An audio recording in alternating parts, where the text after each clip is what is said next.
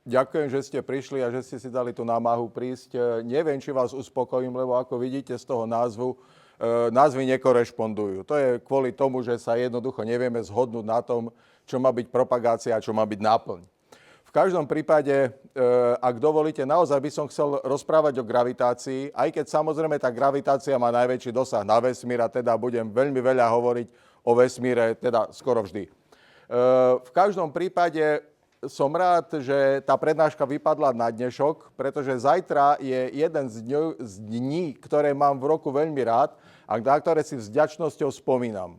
Je tomu totiž presne 45 rokov, to znamená celá moja profesionálna kariéra, keď som v jednu bežnú stredu naklúsal do gymnázia v obleku, v kraváte, proste vyštafírovaný tak, ako len som mohol. 14. marca 1979. Keď ma zastavili tento profesori a vedenie školy, tak sa pýtali, že prečo chodím tak ako oblečený, tak som im povedal, že dneska je veľký sviatok. Na čo mnohí ako zdúpeli, pretože oslovať 40. výročie 14. marca, to není veľmi dobrý nápad v dobe, ktorú by som charakterizoval tým, že bola to doba po 15. zjazde a pred 16. zjazdom komunistickej strany Československa. Všetci boli ale nadšení a uľavilo sa im, keď som povedal, že 14. marca je iný veľký sviatok a konkrétne 14. marca 1979 bolo 100 dní od narodenia Alberta Einsteina. Teda zajtra uplynie 145 rokov od narodenia Alberta Einsteina a moji profesori samozrejme vedeli, že som to myslel vážne a že teda naozaj som oslovoval tento sviatok, pretože takto vyzerala tento zošit z fyziky, ktorý dodnes opatrujem, ak by niekto chcel do neho nahliadnúť. O nejaký pár mesiacov neskôr sme naozaj začali preberať teóriu relativity, o ktorej som vtedy ako tento nafúkaný, samozrejme štvrták na gymnáziu, teda vtedy ešte tretiak, vyhlasoval, že predsa to není problém, že špeciálnu ovládam perfektne a na tú všeobecnú sa chytám. Samozrejme, veľmi rýchlo ma z toho v 3. ročníku MFFI opravil profesor Noga, keď mi z môjho obľúbeného predmetu dal len 2. Tým chcem povedať, že som veľmi rád, že tu není Vlado Balek, lebo ten by ma skontroloval aj dnes a potom by som musel dávať väčší pozor na to, čo rozprávam. Takže naozaj chcem rozprávať o gravitácii.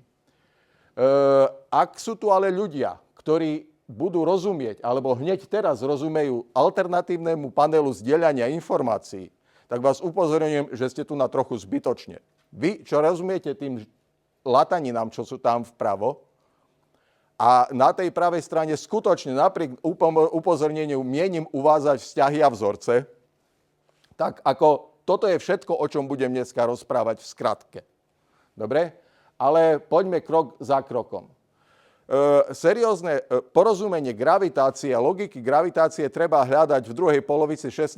storočia, keď na dvore Rudolfa II. Naozaj sa začali veľmi systematické a presné astronomické pozorovania. Samozrejme, bol to Tycho Brahe, ktorý mal v tom čase najväčší sextant alebo astrolab. V skutočnosti mal kombináciu aj sextantu, aj astrolabu, lebo meral obidve uhlové veľkosti. A robil tie pozorovania veľmi systematicky. Toto je taký historický záznam z jeho pozorovaní. Toto by chcelo silnejší lúč, ale v podstate vidíte, že si krásne zaznamenával čo, kedy, kde, ako.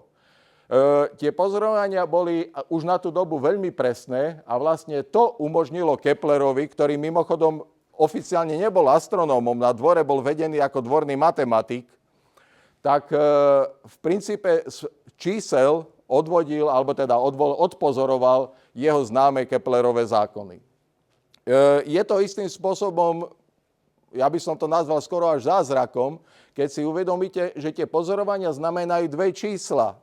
Pravú anomáliu a uhol nad obzorom. A z týchto 2 čísel sa treba vyznať, čo tá ktorá planéta robí.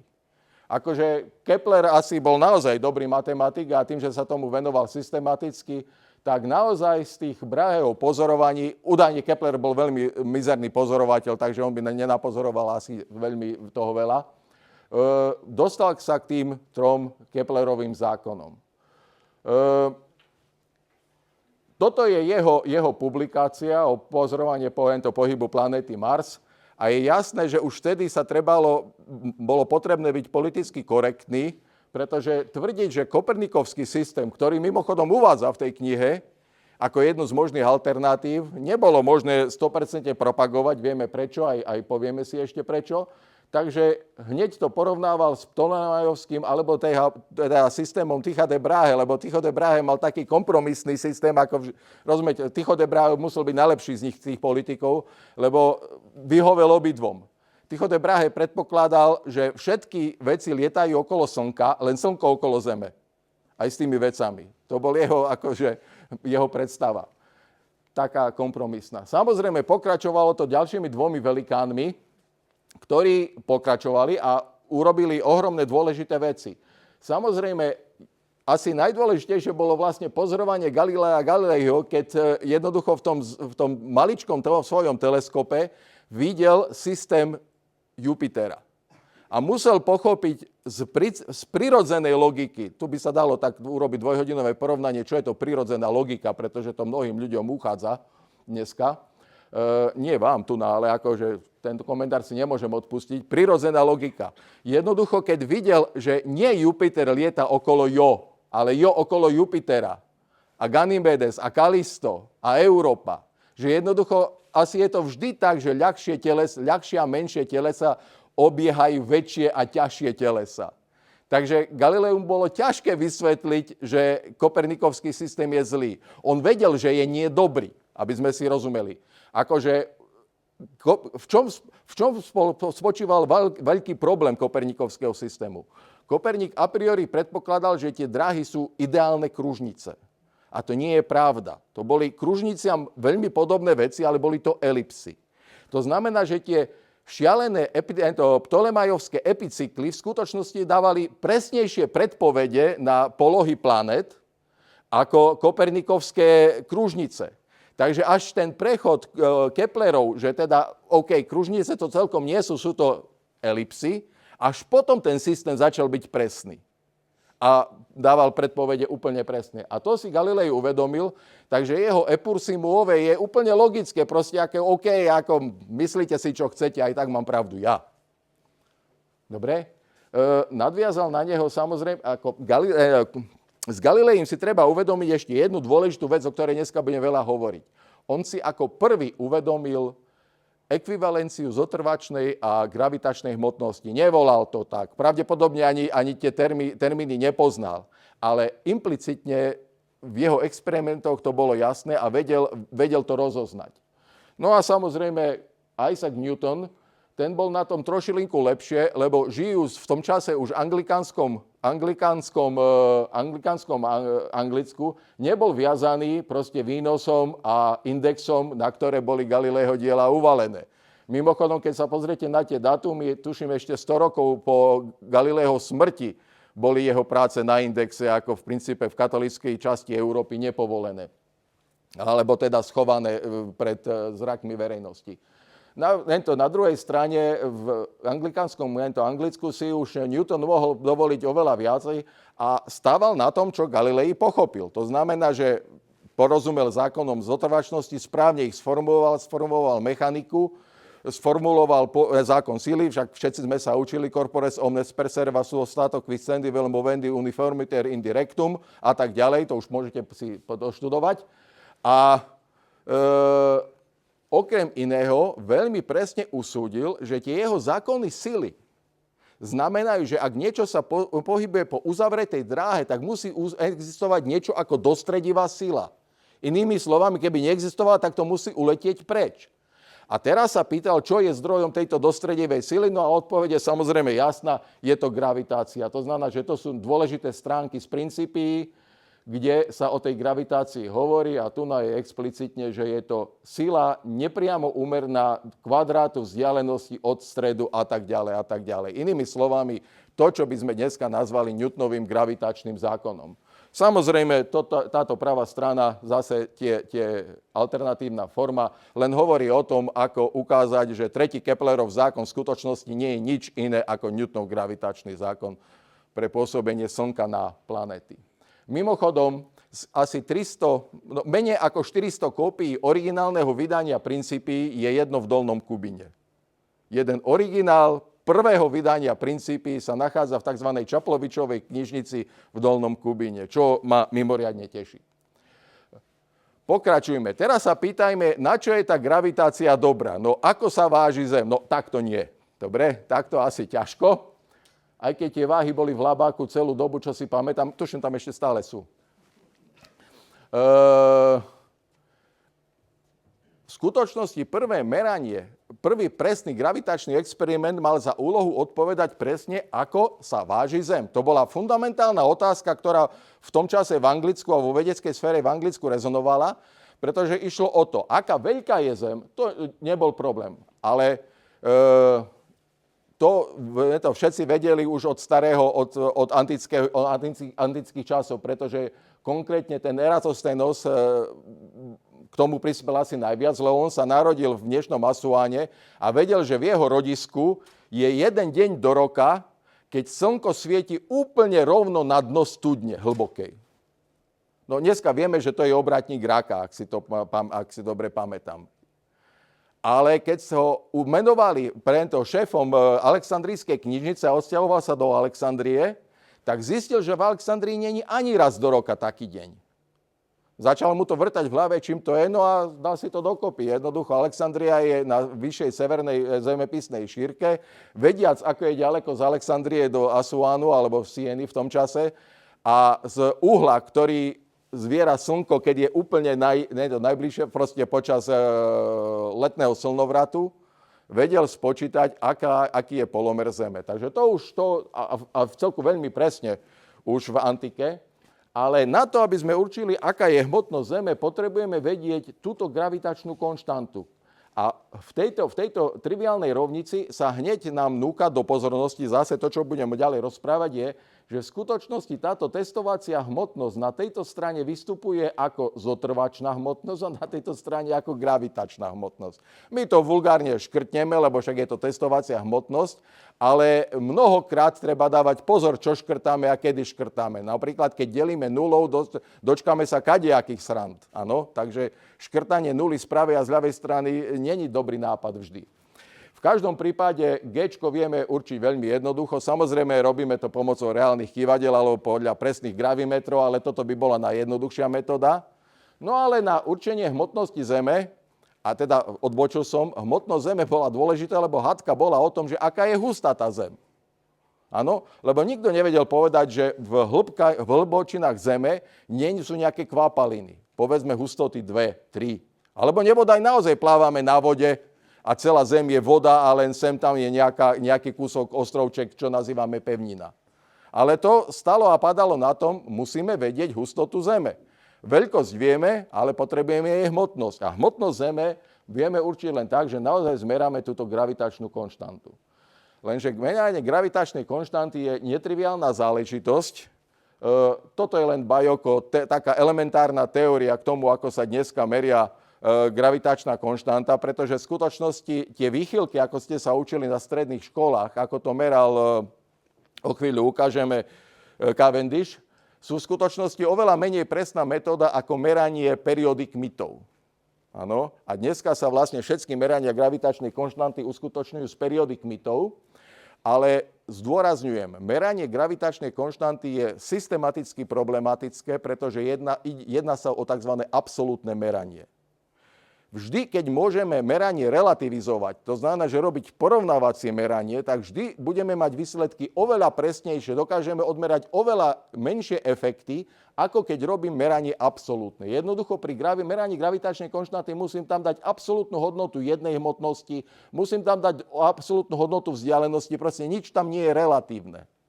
Nič tam nie je relatívne. Preto je gravitačná konštanta najmenej presne určená konštanta zo všetkých základných konštant.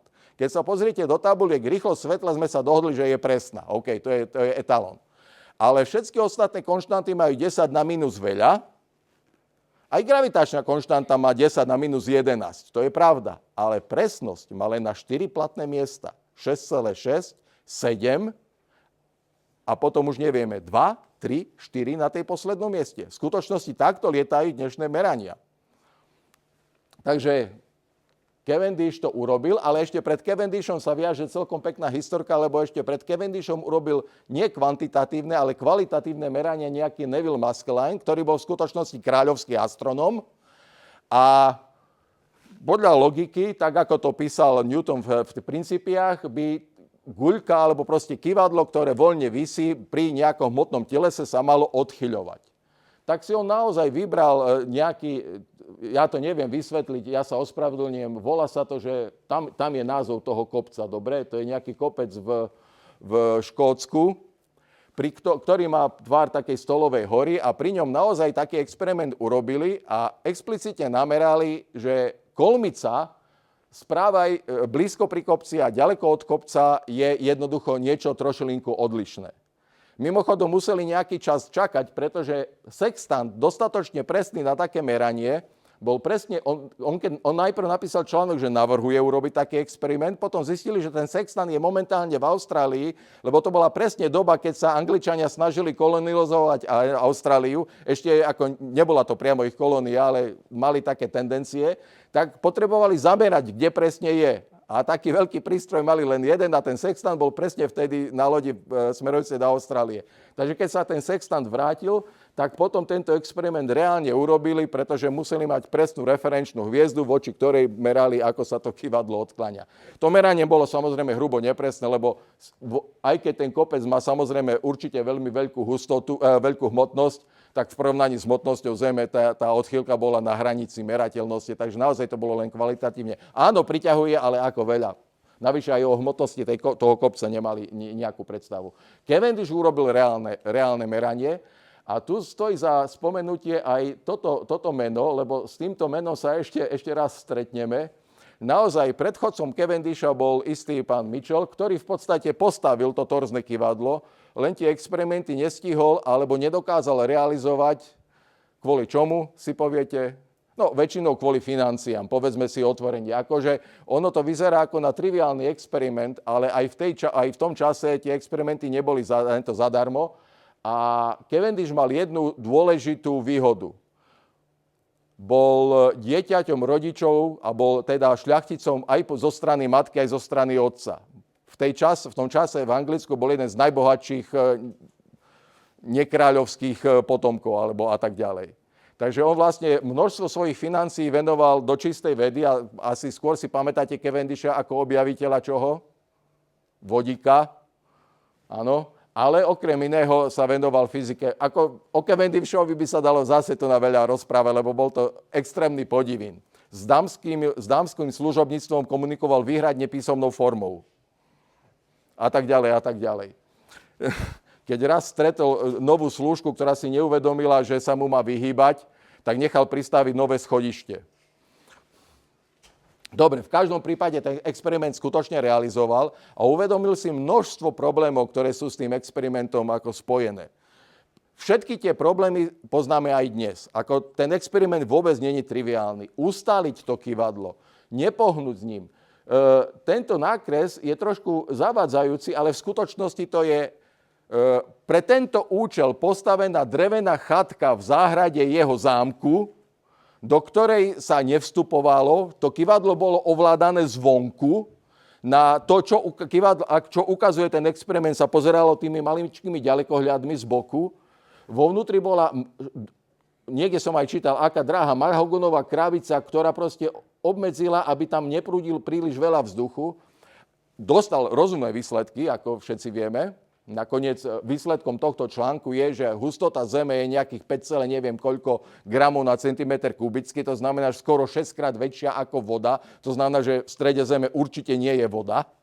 Áno, to raz a navždy tým vyriešil. No a jeho merania v princípe naozaj postavili gravitáciu do fázy, keď už naozaj mohla byť prospešná aj na iné veci.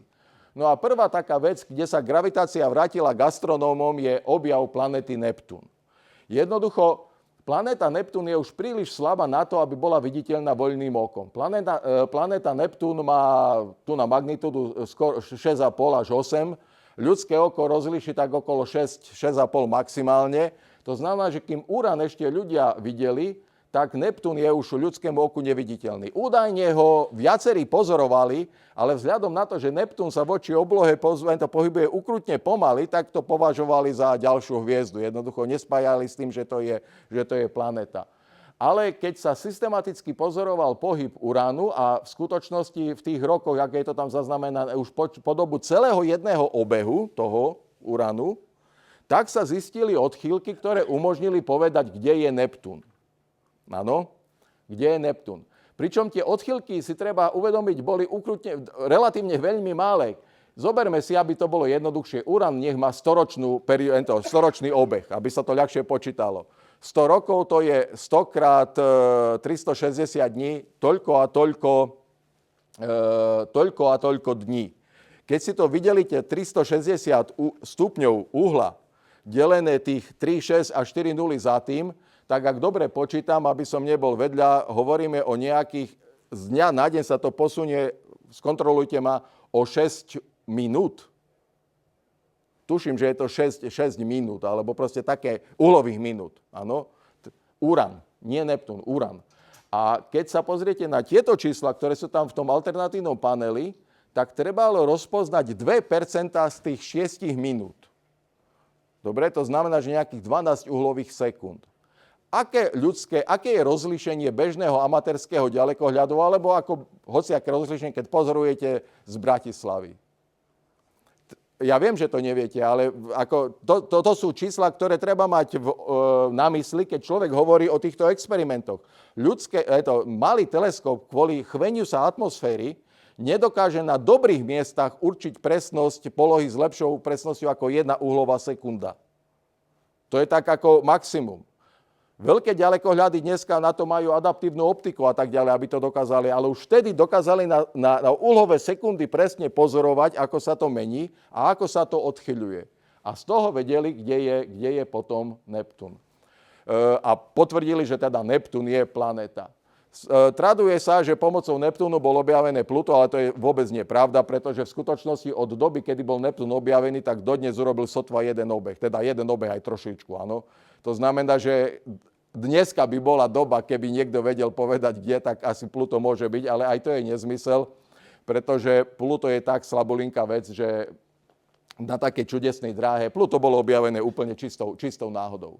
Ale Neptún skutočne bol predpovedaný, že tam bude. Dobre, ďalšia vec, kde tá gravitácia vystupuje úplne explicitne. My žijeme vo vesmíre, kde je spústa hviezd. Naše Slnko, ďalšie hviezdy a tak ďalej.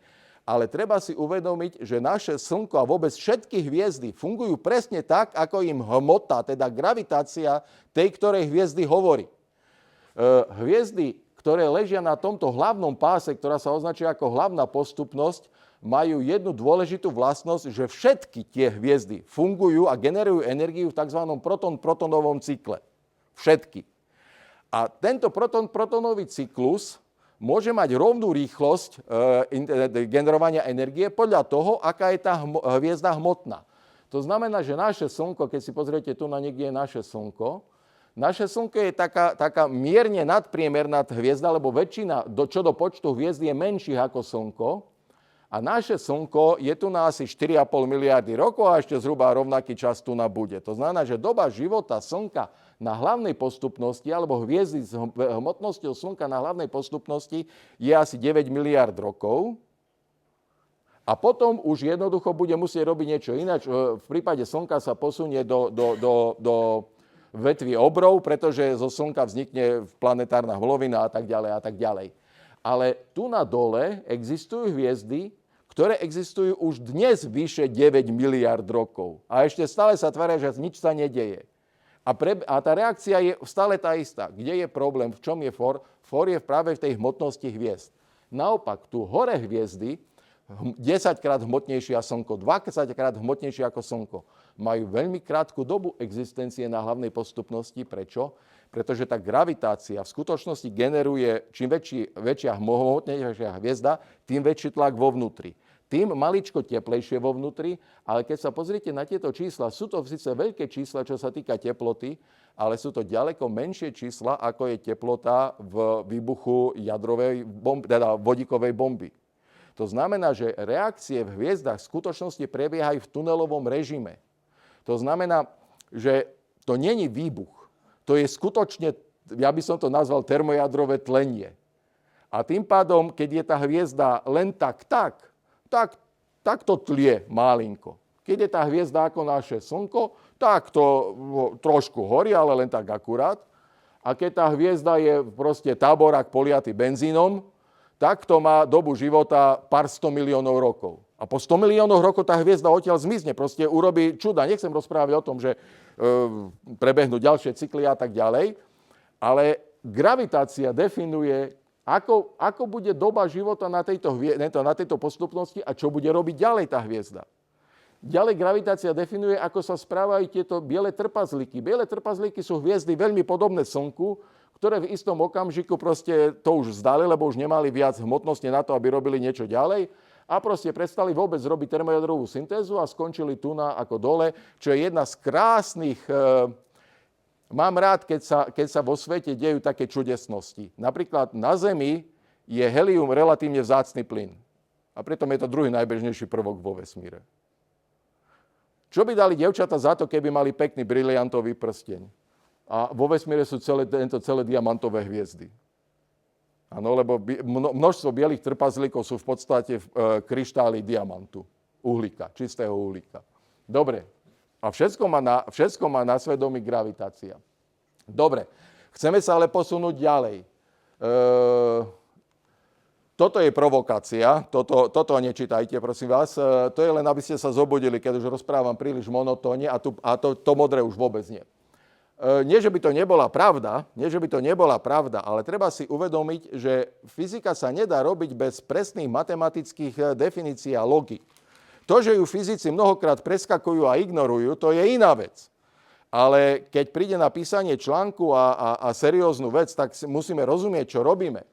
A keď Einstein začal špekulovať nad tým, čo ďalej s tou Newtonovou gravitáciou, tak si uvedomil množstvo javov. Predovšetkým, keď Einstein robil špeciálnu teóriu relativity so celou tou dynamikou systémov, tak si uvedomil, že gravitácia tomu nevyhovuje. Jednoducho, každý z vás asi vie, že relativistický prírastok hmotnosti je kľudová hmotnosť delené druhá odmocnina 1 minus beta na druhu. Alebo teda v na druhu lomeno c na druhu.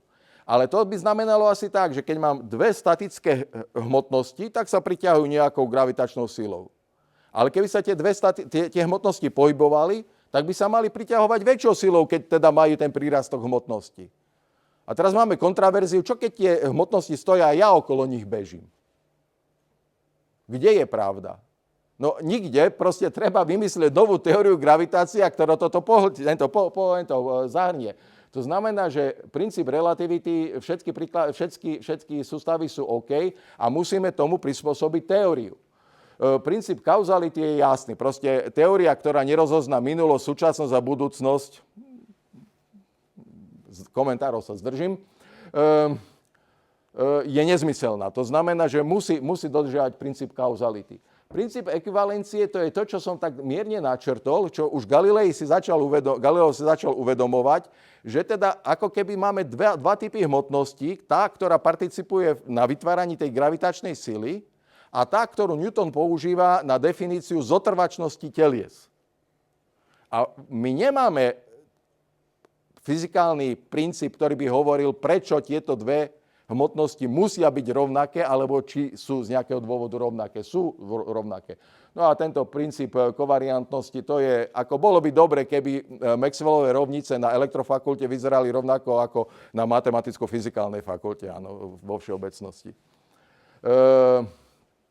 Princíp ekvivalencie je veľmi presne testovaný princíp, lebo to je jadro všeobecnej teórie relativity. Jednoducho na tom je tá všeobecná teória relativity postavená. Lokálne.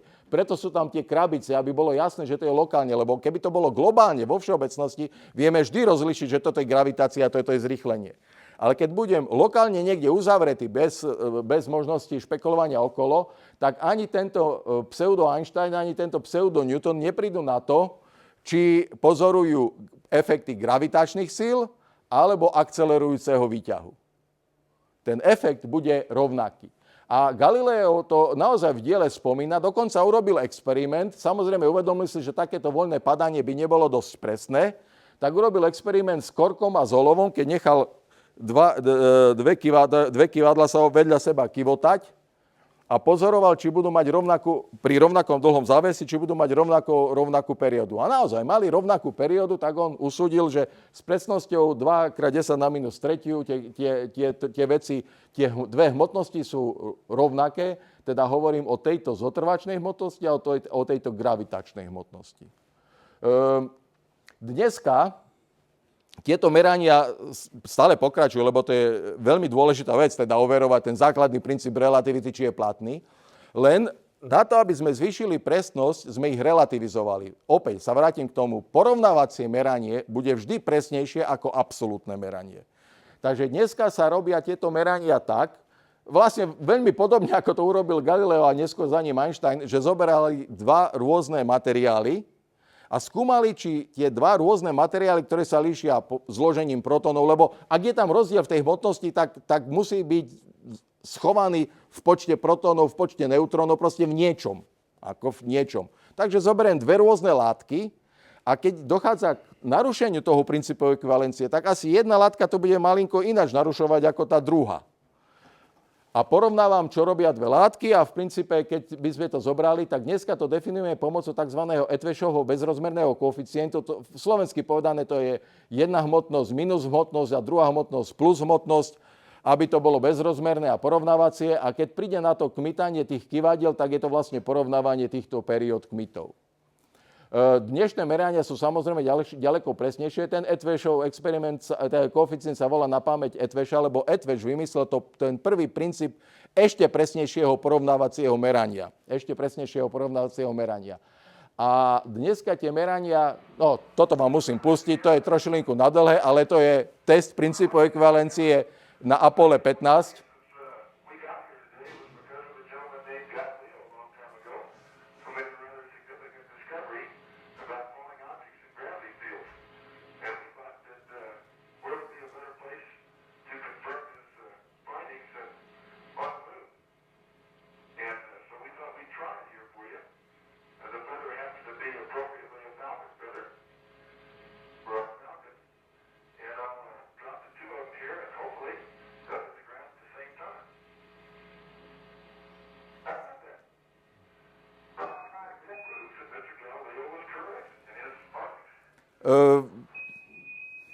OK, to je samozrejme kultúrna vložka, ale tieto merania naozaj sú dôležité a systematicky boli vykonávané po veľkú dobu a vidíte, že sa to postupne zlepšovalo. Vymýšľali sa nové metódy, napríklad to LLR je v skutočnosti meranie, ako sa od nás vzdialuje alebo ako sa mení vzdialenosť Zeme a Mesiaca, to je Lunar Ranging Experiment, Laser Lunar Ranging Experiment, kde aj jednak Apollo, jednak lunochody mali tzv. Kutové odrážače a pomocou merania doby letu laserového lúča k ním a naspäť sa dá s veľkou presnosťou určovať, ako sa Mesiac od nás vzdialuje. Vieme, že Mesiac sa vzdialuje, ale to je iný dôvod.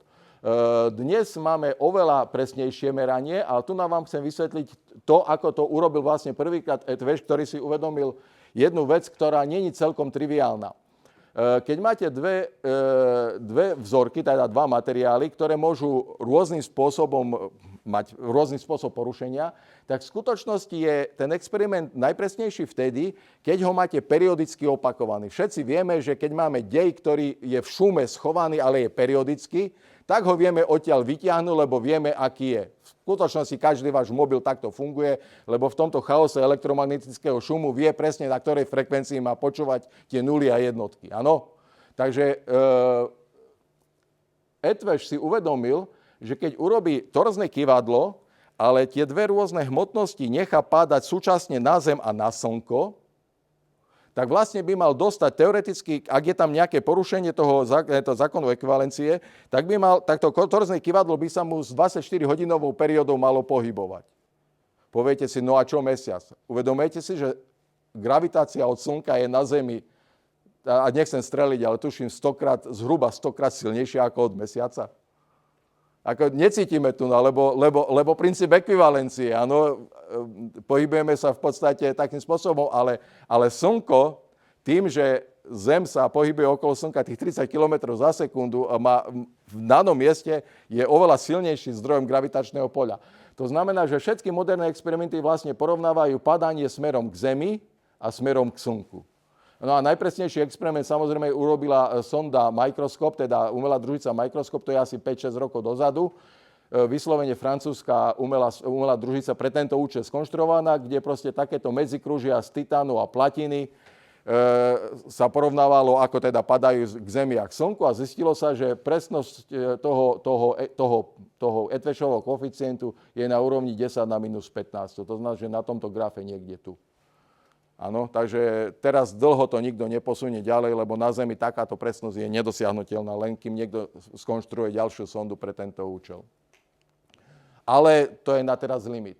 Teraz, keby som bol hnusný, tak celá newtonovská gravitácia je v podstate táto rovnica. Túto rovnicu uvádzam kvôli tomu, aby ste neboli zdesení z tých ďalších, ktoré tam z času na čas vyskočia, pretože keď niekto si myslí, že Newtonová gravitácia je F rovná sa G krát M1, M2 lomeno R na druhu a také tie reči okolo toho, to je fajn, to je pravda.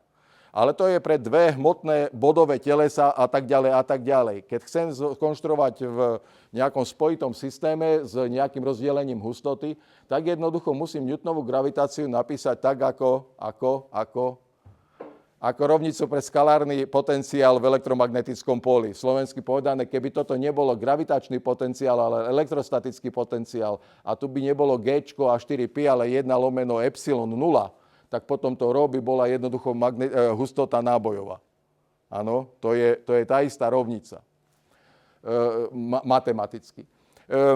Aby tie rovnice mohli fungovať, tak bolo potrebné pripustiť, že tie experimenty a že tie princípy ekvivalencie naozaj platia a tu je len taká demonštrácia, že môžete urobiť totálne negalileovskú šialenú transformáciu, a potom vlastne dostanete vlastne len tie isté síly, ktoré ste mali v tej prvom systéme. To znamená, že naozaj ani vzťažné sústavy so zrýchlením nie je problém a dá sa s tým v skutočnosti pracovať.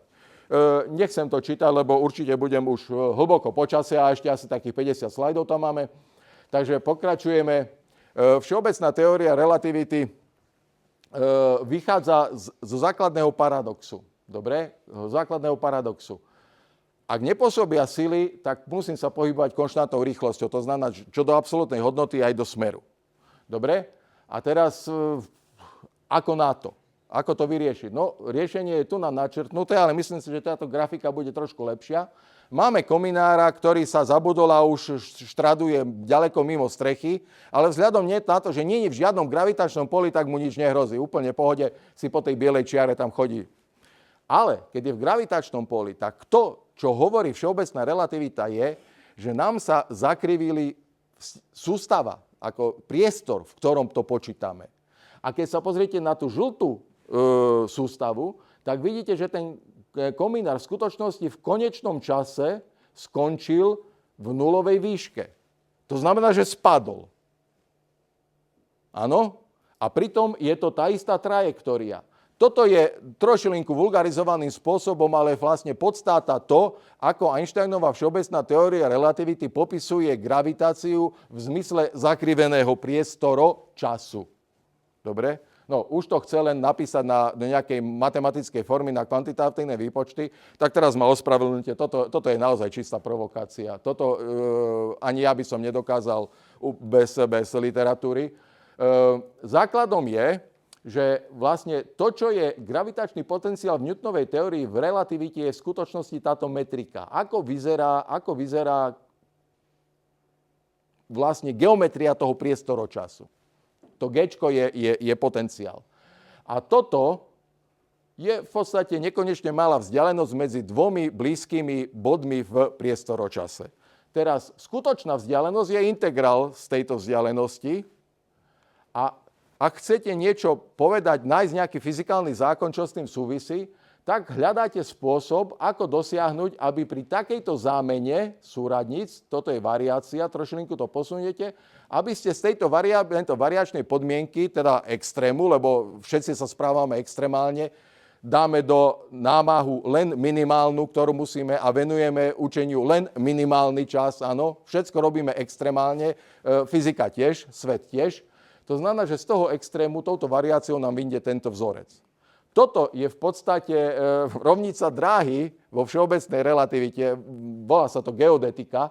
Vystupujú tam také čudesné symboly, volajú sa tento Christophelové symboly, čo sú vlastne 4x4x4 matice, ale kvôli symetrii priestoročasu v skutočnosti majú len 40 nezávislých komponent. Dobre, v väčších symetriách sa ten počet redukuje. Pozor, toto nie sú tenzory, to sú síce matice, ale nie sú tenzory, lebo ináč sa transformujú. Ale toto je vlastne popis tejto krivky v takto zakrivenom priestore. Chceme napísať tú rovnicu, ako tam bolo, že Laplaceov operátor na skalárny potenciál bola Newtonová rovnica. No tak pokračujeme ďalej. Napíšeme zase účinok, ale pre v podstate energiu toho poľa. R-ko je v podstate druhá derivácia z týchto koeficientov a druhá mocnina prvých derivácií týchto koeficientov. A je to vlastne skalárna krivosť vo všeobecne v podstate ľubovoľne, lebo to je čistá matematika, zakrivenom priestoročase. A to odmocnina G je naozaj odmocnina z determinantu tej metriky kvôli tomu, že v účinkoch musíte mať čisté skalárne premeny, lebo len skalárne premeny naozaj ignorujú všetky možné transformácie. Neviem, či si to uvedomujete, ale keď je niečo taký zdravý, taký skutočný skalár, tak je mu to jedno, v akej sústave to počítate. Ale to musí byť naozaj plnohodnotný skalár.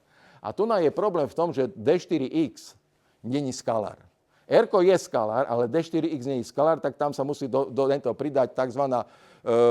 Tenzorová hustota a potom už to je vo vnútri skalára, takýto účinok je fajn. No a keď urobíte variáciu cez tie premenné Geminy, tak dostaneme niečo také. Ospravedlňujem sa skutočne, ale toto sa ináč povedať nedá. Lebo toto je pohybová rovnica a toto je rovnica poľa. Toto je to, čo som vám tam provokačne napísal, že to je Newtonová teória. Toto je všeobecná relativita. Teraz, aby sme prešli na niečo zaujímavejšie, nie je pravda, ako niektorí tvrdia, že Newtonová teória hovorí, že svetlo sa nezakrivuje. V skutočnosti aj Newtonová gravitačná teória hovorí, že svetlo sa v okolí hmotných bodov zakrivuje, ale všeobecná relativita hovorí, že dvakrát viac. Dvakrát viac, explicitne, presne dvakrát viac. V princípe vychádza to z tohto riešenia. Toto je vlastne riešenie tej rovnice, ktorú som vám tam napísal, ale ospravedlňujem sa. Je to tzv. Jednoduché Schwarzschildovo riešenie. Pardon, to sme preskočili. A pre vzdialenosti R väčšie ako RS, čo je tento prípad, sa dá pozorovať toto zakrivenie. Mimochodom, to je skutočne fotografická platňa z toho Eddingtonovho experimentu. Toto sú hviezdy, dvakrát za sebou exponované po nejaký čas. Tu je ešte hviezdička, tu je hviezdička. Takže z týchto maličkých čiaročiek urobili tento graf.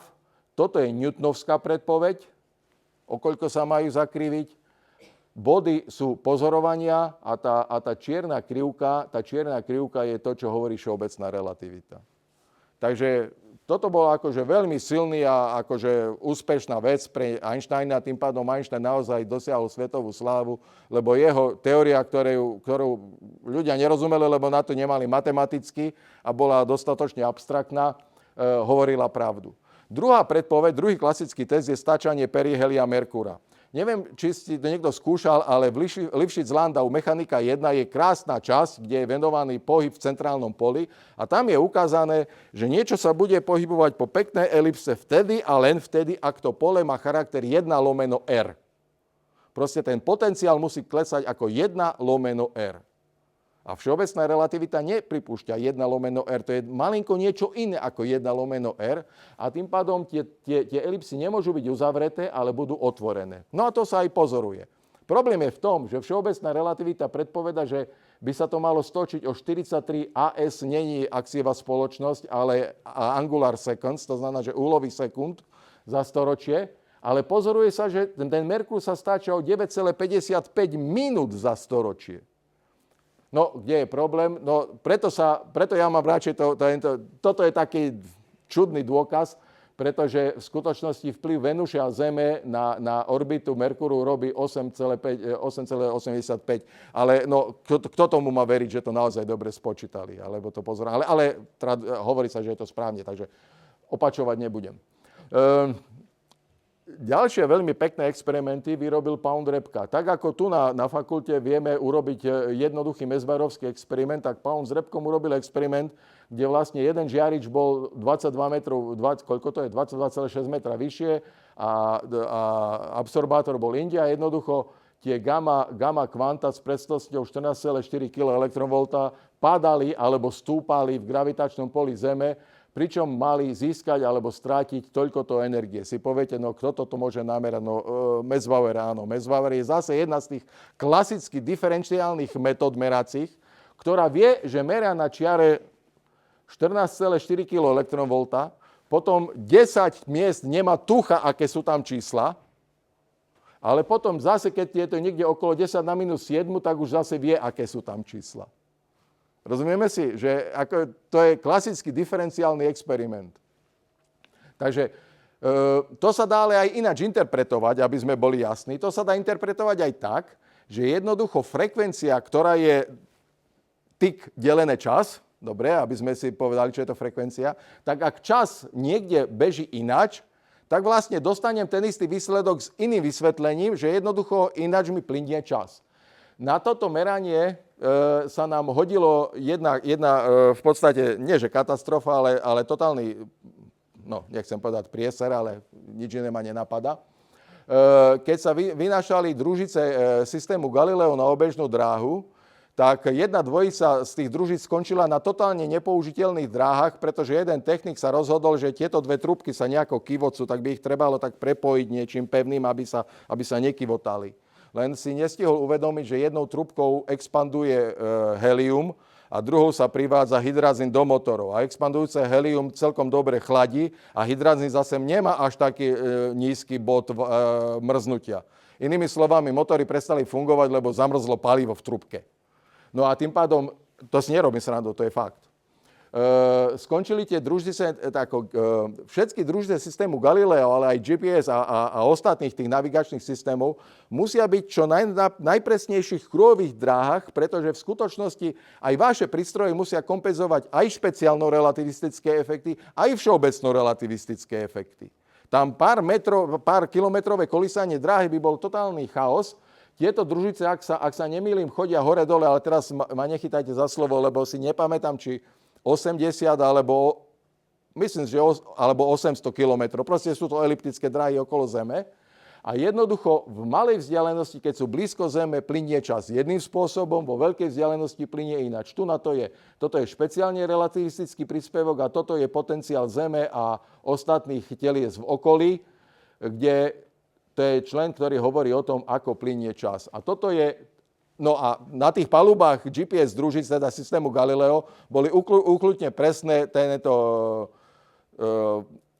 atomové hodiny založené na pasívnych vodíkových maseroch, ktoré merali čas s presnosťou na sub 10 na minus 11 sekundy. A tým pádom si všimnite ten nádherný súlad všeobecnej relativity s experimentom, takým nevinúteným experimentom.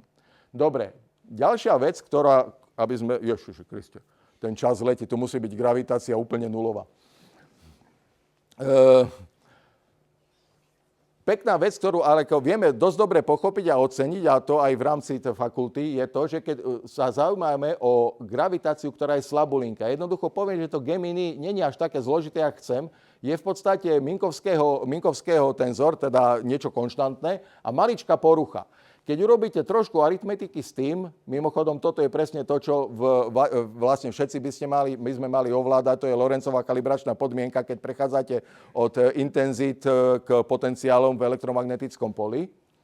A dostaneme pre potenciál, túto rovnicu, ktorú vlastne zase všetci by sme mali poznať. Toto je D'Alembertov operátor, pôsobiaci na nejaké funkcie a tu sú zdroje.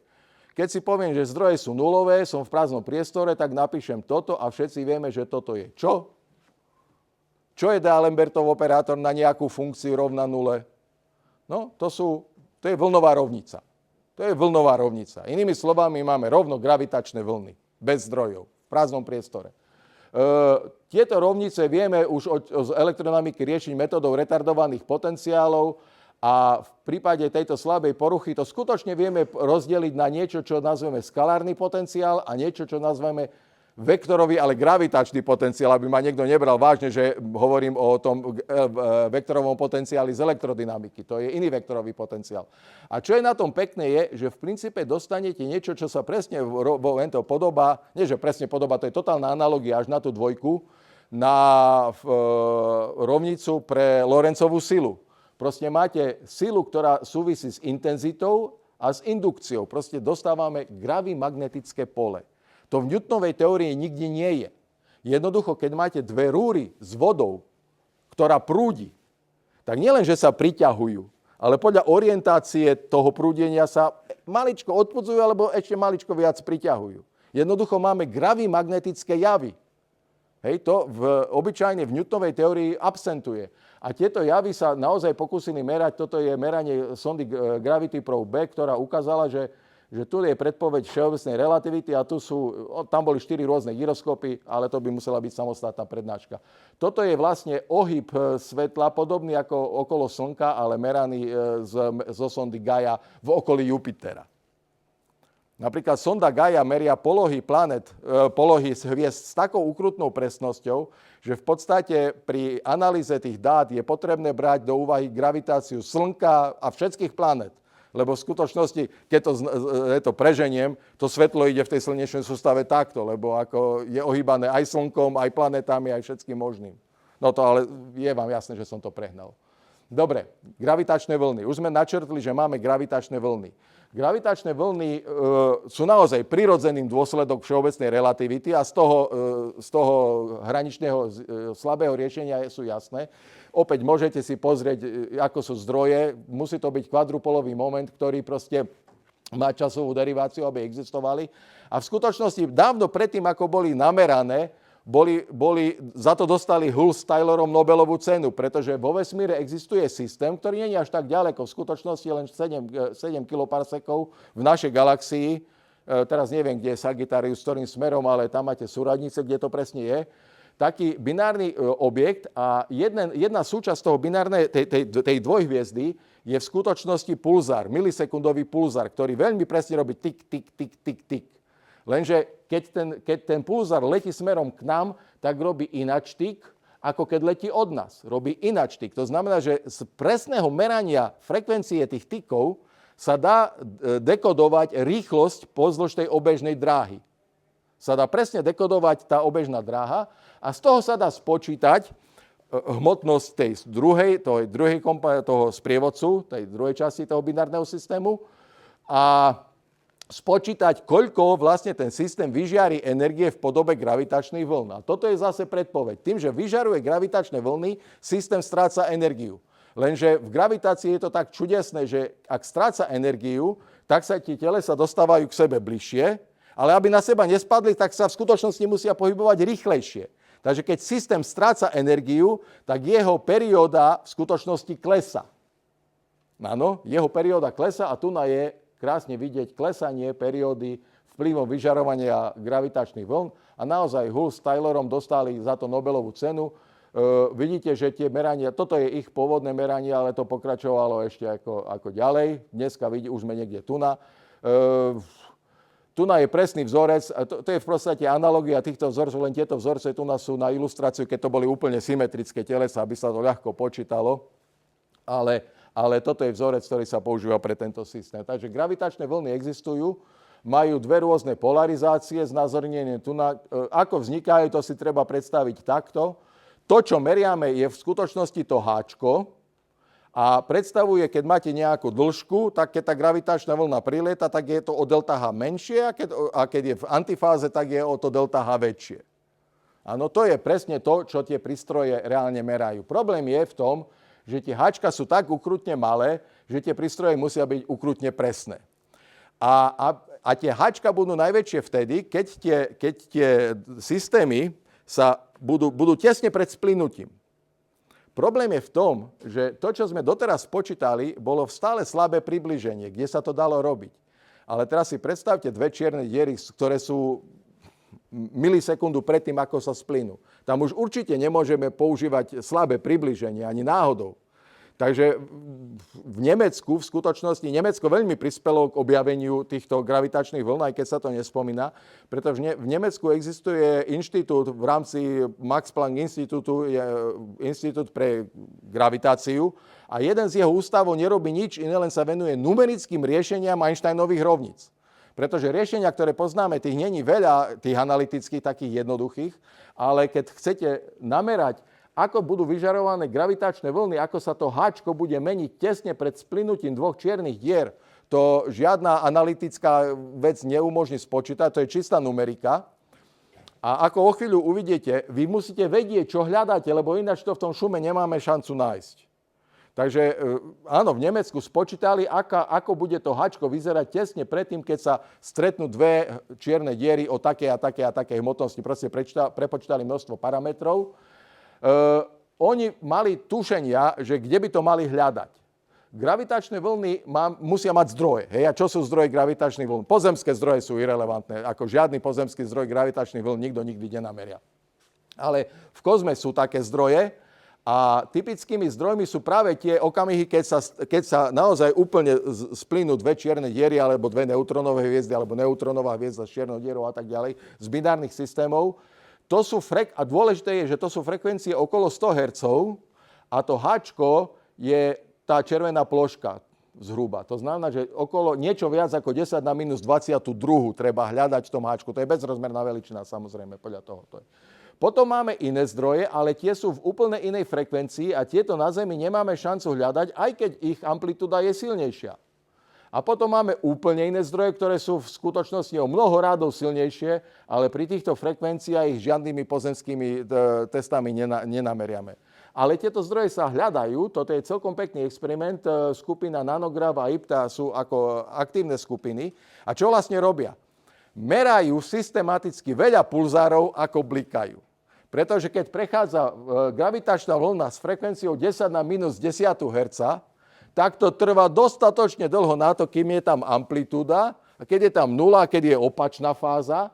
To znamená, že keď pozeráte a meráte dlhodobo jeden pulzár, tak vlastne mali by ste na ňom vidieť, že teraz blíka s vyššou frekvenciou, teraz s nižšou frekvenciou a znova s vyššou frekvenciou a s nižšou frekvenciou. Takže tieto skupiny vlastne len systematicky robia to, čo predtým Hull s Taylorom, ale pre množinu samostatných pulzárov. Dobre. Takže, aby ste rozumeli, pohybujeme sa niekde v týchto háčkach a toto sú čiary súčasnej citlivosti Advanced LIGA.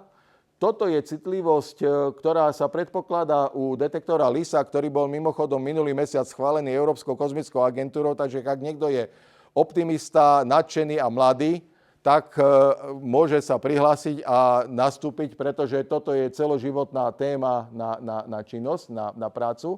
No a toto som už komentoval. Dobre, ako to vlastne funguje? Uvedomte si, že tento červený signál je to, čo ten detektor meria. A tu na ešte viacej roztrásený signál. No v tom signále nemáte šancu nájsť ten okamih toho mergeru, alebo teda toho splynutia, kým neviete, čo hľadať. Tam bola to dôležitosť tej numeriky z toho Nemecka, čo som povedal. Signal to noise je taký, že keby tie detektory neboli dva, tak im nikto neuverí, že to je gravitačná vlna.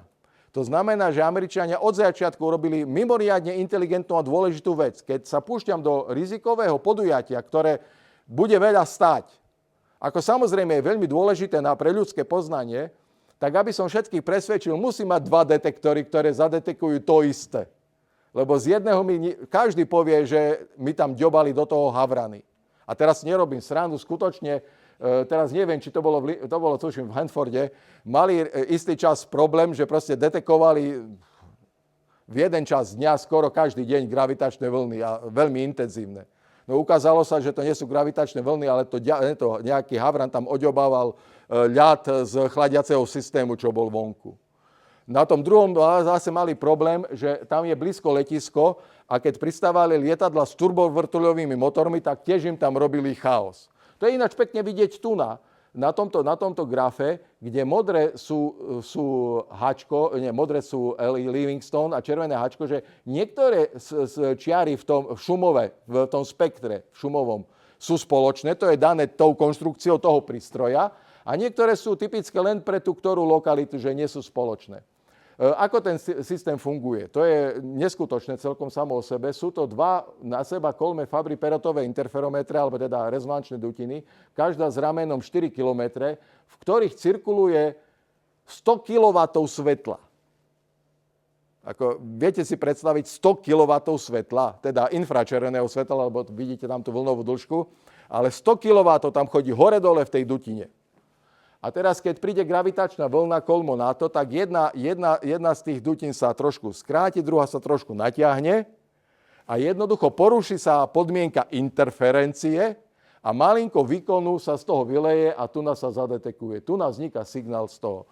Je to celá technika, ako to celé funguje. Musí to byť mnohonásobne zavesené, aby sa dopracovali k tej citlivosti, že naozaj dokážu zaznamenať to, čo je také čvirik, lebo to ako zvyšuje tú frekvenciu, ako to sa k sebe blíži. Takto sa dneska gravitačné vlny detekujú. Toto je základ, ako bude fungovať tá LISA, ale aby Európska únia, aby sa Európska kozmická agentúra neblamovala, vedela, že to bude zase kritický experiment, tak najprv si urobila testovací run a vyslali tzv. LISA Pathfinder, čo bola sonda, ktorá len testovala, či dosiahnu taký šum, aký potrebujú. A ukázalo sa, že naozaj je to možné, pretože vlastne tu lietajú laserové lúče takto po týchto ramenách, podľa ktorej verzie tie ramena budú minimálne 100 000 km veľké, aby to fungovalo na oveľa nižších frekvenciách a bolo to citlivé na tie nižšie gravitačné vlny. Tam som trošilinku preskočil, musím sa k tomu vrátiť. Tu je dôležité, že tieto gravitačné vlny je dôležité hľadať, pretože má veľa zdrojov. Jednoducho binárnych systémov v galaxii je veľa. Áno, vlastne väčšina hviezdnych sústav je dvojhviezdnych a viachviezdnych. To znamená, že tu je veľa zdrojov, tu bude ako čo študovať. Takže ten systém má budúcnosť. Toto sú originálne požiadavky, toto je skutočne, čo dosiahli a z hľadiska šumov, tu nám majú ešte trošilinku problém so šumami riadenia polohy tej družice, lebo v skutočnosti tá družica lieta okolo tej vnútornej kocky, ktorá vytvára ten interferenčný rezonátor, pretože treba negovať vplyv slnečného vetra a všetko možné. Tu v strede to bolo celkom zaujímavé, lebo prvé výsledky hovorili, že tu na ten šum im takto narastie a takto odchádzal na začiatku, no ale to súviselo s tým, že kým sa všetky tie molekuly plynu odtiaľto z tých dutín dostali preč, tak to trvalo mesiace, kým ten šum tu v strede klesol. No a tento šum hore je už dobrý, od začiatku bol dobrý, je to proste naozaj merací šum a je bezproblémový. Takže LISA sa ide robiť, bude stáť, dneska si myslia, že asi tak 1,4 miliardy eur, reálne to bude asi 4-krát toľko, ale OK. Čo je dôležité? Opäť nás gravitácia učí, že existujú objekty ako bieli trpazlíci. Bieli trpazlík je objekt, je hviezda, tam je nakreslená v binárnom systéme, ktorá už nemá termojadrové palivo. Teda má, ale nevie ho zapáliť. Dobre? Ale napriek tomu neskolabovala, pretože vo vnútri ju podopiera niečo, čo nazývame Fermiho plyn, Fermiho tlak. Proste, keď tlačíte dva fermióny k sebe, tak proste povedia no a vytvoria Fermiho tlak a to je to, čo drží toho bieleho trpazlíka pri živote. Má to niekoľko krásnych dôsledkov, čistá gravitácia. Biely trpazlík má v skutočnosti hmotnosť krát objem konštantnú. To znamená, keď je to ľahký malý trpazlík, tak je relatívne nafúknutý. Keď je to ťažký malý trpazlík, tak je sfúknutý, ale toto je konštantná. Hustota bielých trpazlíkov je proporcionálna kvadrátu ich hmotnosti. No a keď taký biely trpazlík sa nachádza v dvojhviezdnom systéme s ďalšou hviezdou a tá hviezda prechádza do fázy planetárnej hmloviny, lebo vo vývoji prechádza do fázy planetárnej hmloviny, tak ten biely trpazlík začne krádnuť tento hmotu. Ale čo sa stane? V istom okamžiku prekročí túto druhú hranicu.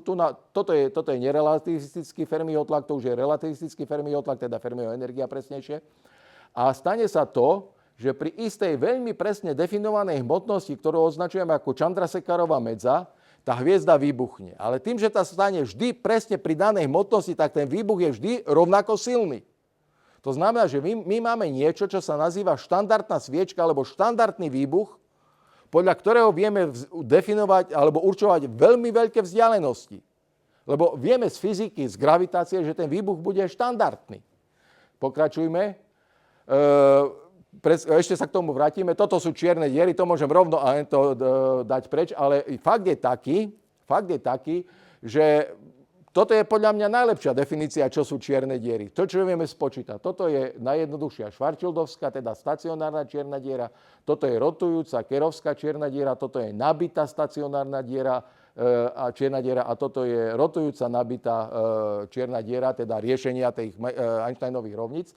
Čo je dôležité, kým tu je jasná singularita, keď polomer je rovný polomeru Schwarzschildovmu, teda tomuto polomeru, tu sa vrátim k tomu. Tento Mitchell je presne ten Mitchell, od ktorého Cavendish dostal to prvotné torzné kyvadlo.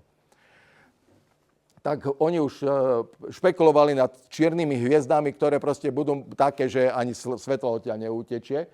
A to je to vlastne, čo nazývame čierne diery. Tu je dôležité, kvôli čomu sa k tomu vraciam, je to, že v týchto rotujúcich čiernych dierach existuje pojem z týchto definícií maximálne rotujúca čierna diera.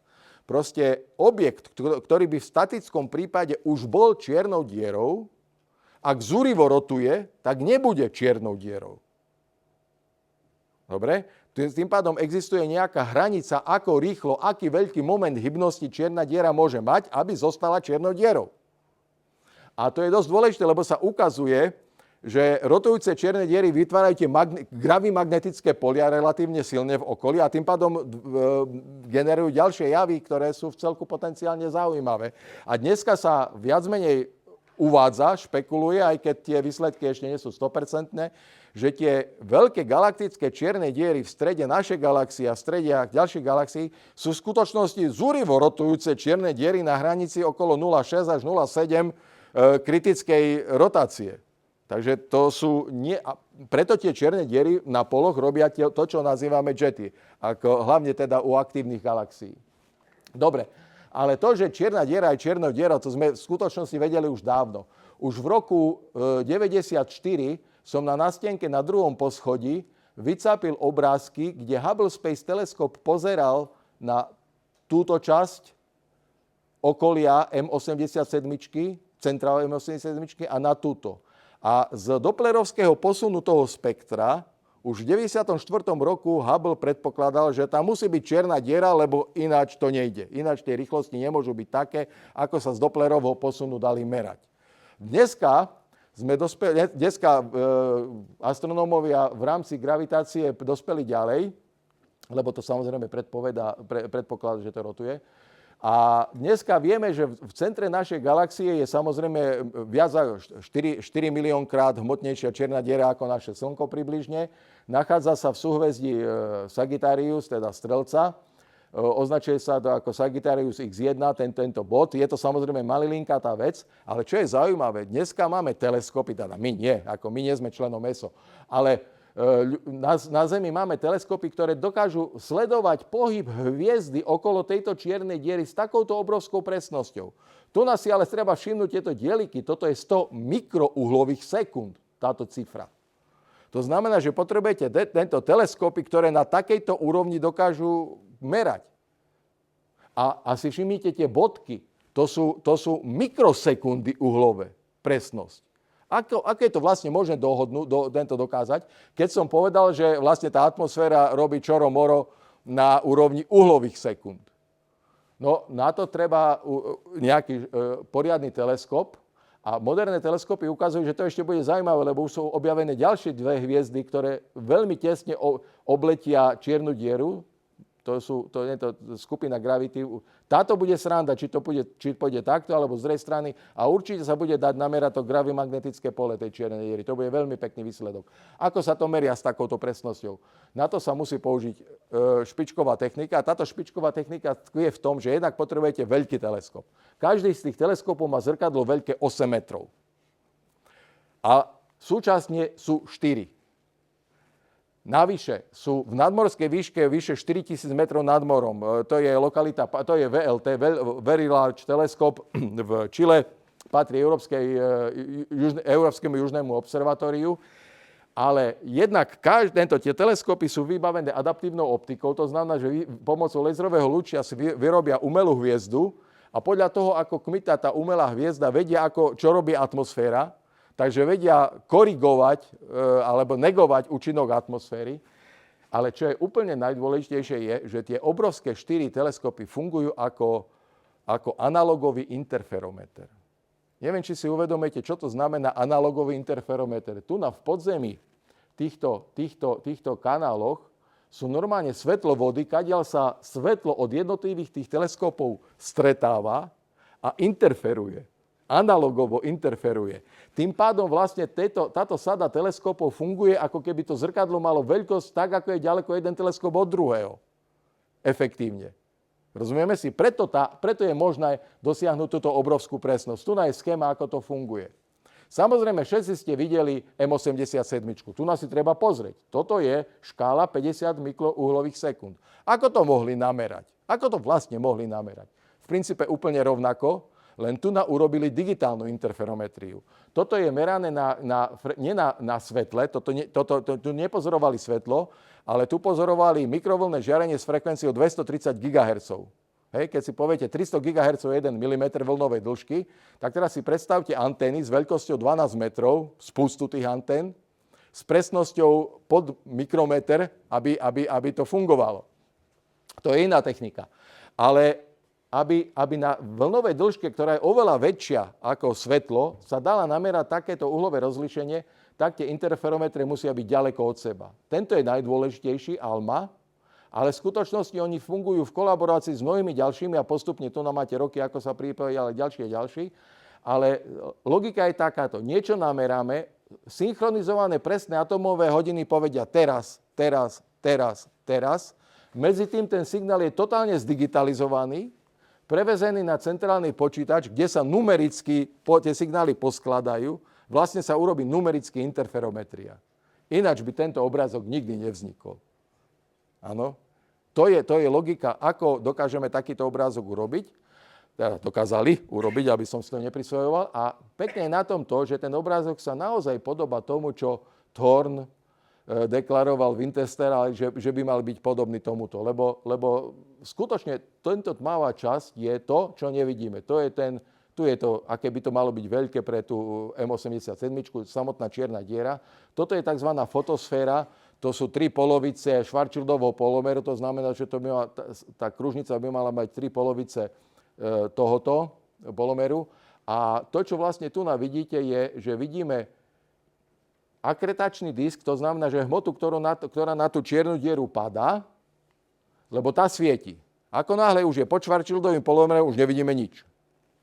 Ale na tej fotosfére to vidíme, ale tá gravitácia tej samotnej čiernej diery je taká silná, že vlastne to, čo vidíte tu nahore, je vrchná strana toho akretačného disku na druhej strane, lebo to svetlo z tej druhej strany vlastne sa okolo tej čiernej diery otočí ku vám.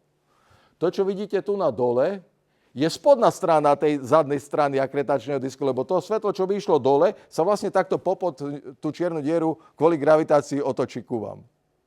A samotný akretačný disk tu vidíte len ako takýto pásik, lebo to je nákryž. A toto sa tomu dosť dobre podobá, takže veríme, že áno, toto je numericky vygenerovaný, ale obrázok čiernej diery v M87, to znamená niečom, čo je nejakých 65 miliónov svetelných rokov od nás.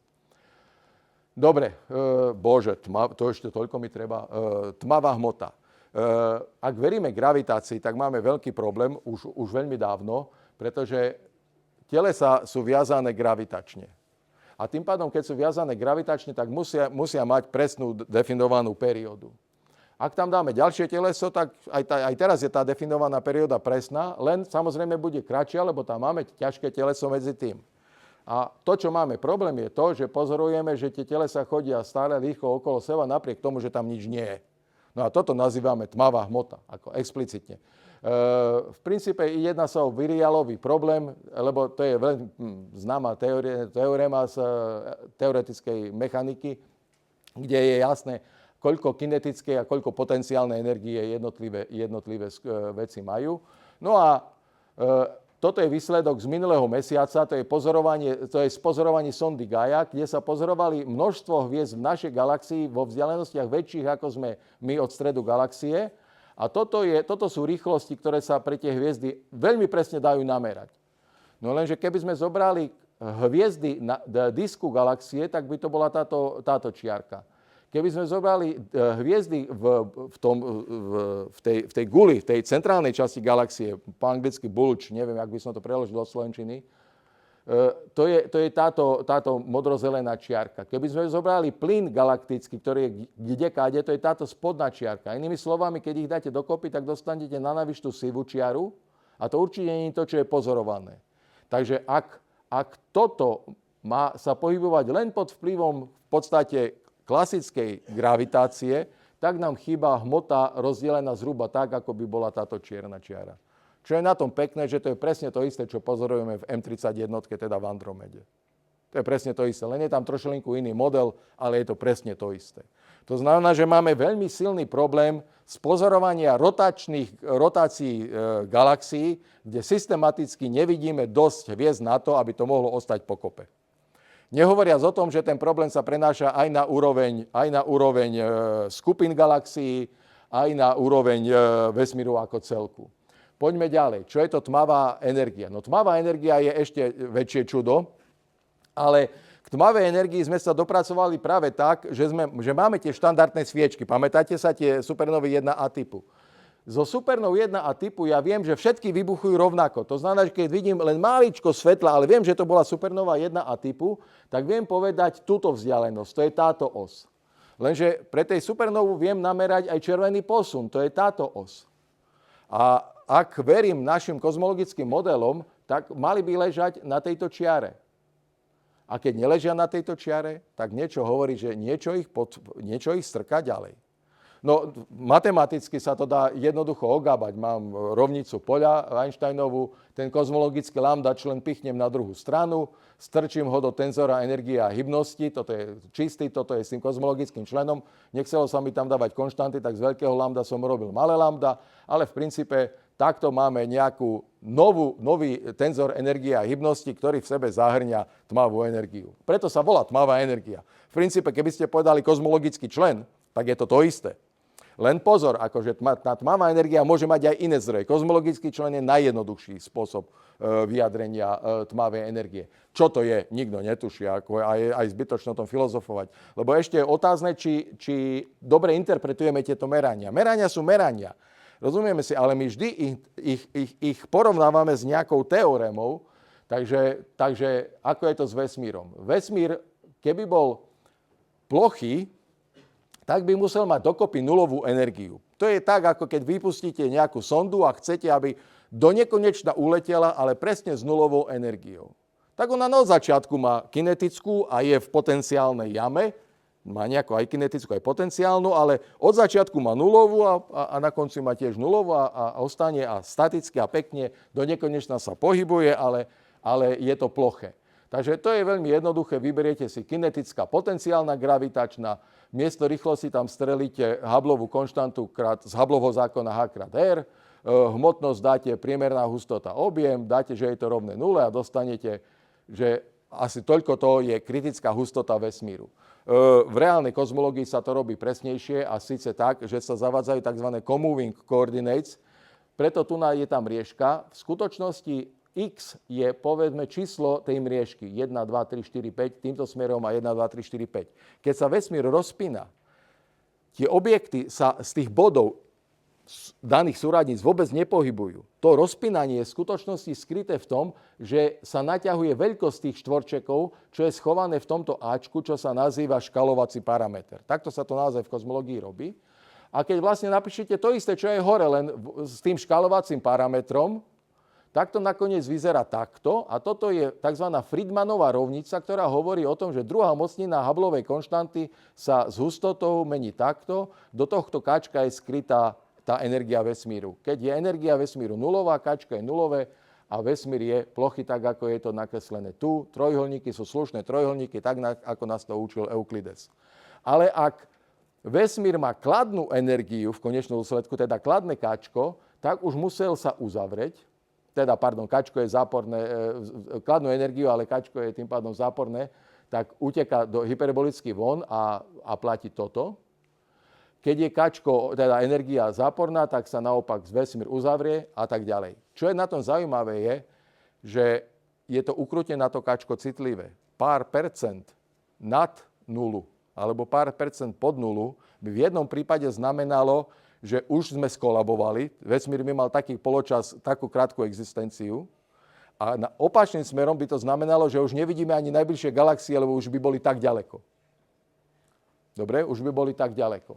Takže toto preskočím, to je klasická kozmológia, ktorá len zavádza do toho ešte deceleračný parameter, ktorý zase hovorí, tieto dve rovnice sú v podstate základné rovnice súčasnej kozmológie a do tohoto ECčka vlastne vstupuje tá kozmologická konštanta, keď príde na tmavú energiu. Toto je dnešný výsledok. Opäť, v zmysle nášho súčasného najblbovzdornejšieho, takého, ktorému najviac veríme modelu, volá sa, že lambda CDM, to znamená, že beriem do úvahy, že môže byť kozmologická konštanta a cold dark matter, to znamená, že studená tmavá hmota, tak v tomto modeli by znamenalo, že táto slabá čiarka je plochý vesmír. Teraz z mikrovlnného pozadia vieme, že tieto parametre sú pozdĺž tejto žltej časti. Z pozorovania tých supernov, z toho, čo som pred chvíľou rozprával, vieme, že to je tento kontúr. A z niečoho, čo ani hovoriť nebudem, BAO sú barionové akustické oscilácie, ktoré pochádzajú z primárnych oscilácií. Vieme, že tie parametre sú niekde tu. To znamená, že odtiaľ vyplýva, že máme asi nejakých 30% hmoty vo vesmíre, a zvyšnú energiu tvorí z nejakých 70% tá kozmologická konštanta, alebo teda tá tmavá energia.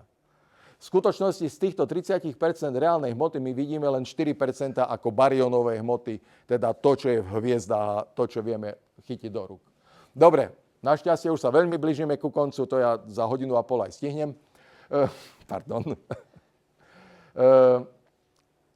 Nemáme kvantovú teóriu gravitácie, ani náhodou. Áno, a ani tak skoro nebude. Na to sme slabí v matematike.